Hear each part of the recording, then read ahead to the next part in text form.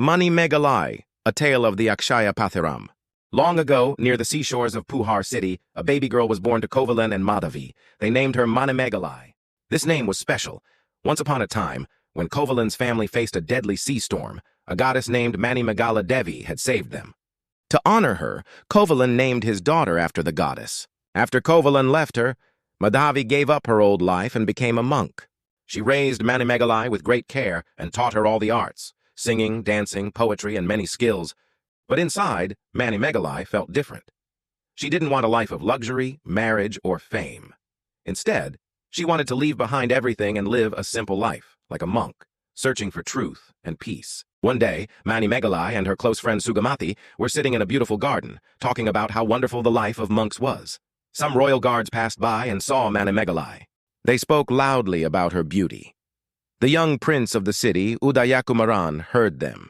Curious, he came to the garden. The moment he saw Manimegalai, he fell deeply in love. Without thinking, he walked straight up to her and confessed his love.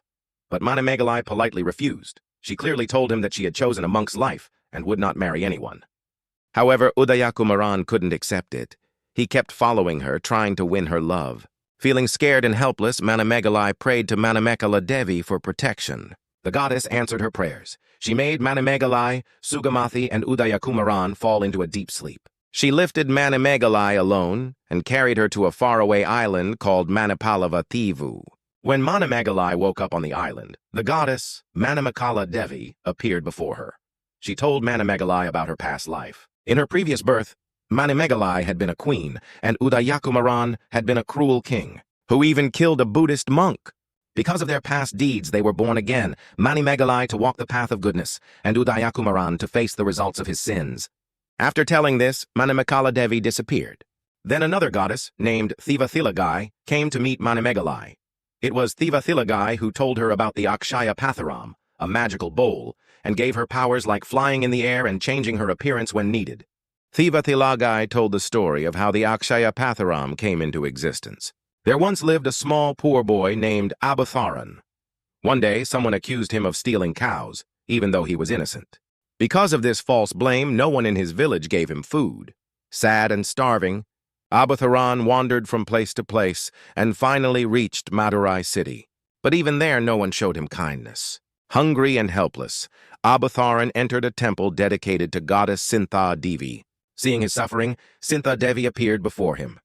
She took pity on the boy, and she poured food into his begging bowl and blessed him. But Abutharan did not eat alone. Seeing other hungry people, he started sharing the food with them. Moved by his kindness, the goddess transformed the bowl into the Akshya Patharam, a magical vessel that never ran out of food. From then on, Abutharan used the Akshya Patharam to feed everyone in his village. He heard about an island called Savathivu, where many people starving without food. He decided to feed them and show compassion. Abutharan set out by ship to reach Savathivu. But on the way, the ship was caught in a terrible sea storm and wrecked.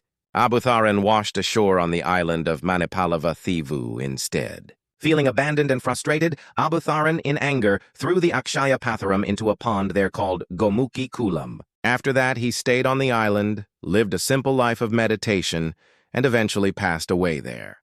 Thivathilagai finished the story and told Manimegalai that it was now her responsibility to recover the Akshya Patharam from Gomuki Kulam and continue Abutharan's mission, feeding the hungry and helping the needy. On a full moon night, the magical bowl Akshya Patharam rose from the pond. Manimegalai took it. With blessings from the goddess, returned to Puhar city. Back in Puhar, she used the Akshya Patharam to provide food for the poor and needy. But her grandmother was unhappy with her choice to live as a monk. Wanting Manimegalai to return to a normal life, she secretly told Udayakumaran where Manimegalai was. Hoping to change her mind, Udayakumaran met her again. But Manimegalai firmly refused him, choosing to stay on her path of service and renunciation. Unable to give up, Udayakumaran continued chasing her. To escape, Manimegalai used her powers given by Thivathilagai. She changed her appearance and took on the look of a poor woman named Kaisandakai. But somehow, Udayakumaran found out that this poor woman was actually Manimegalai herself. He again tried to convince her, pouring out his feelings and begging her to marry him. One day, Kaisandakai's real husband misunderstood the situation. Thinking the prince was trying to steal his wife, he killed Udayakumaran in rage. After Udayakumaran's death, the royal court realized the truth, that Manimegalai was not responsible in any way. She had always walked the path of truth and righteousness. Even though she was innocent, Manimegalai felt guilty inside. She voluntarily stayed in prison for a short time as a form of penance. After completing it, she came out, dedicated her life entirely to serving the poor, spreading kindness and living the peaceful monk life she had always dreamed of. And that's the end of Manimegalai's story. A journey of courage, kindness, and truth. Thank you for watching this epic journey.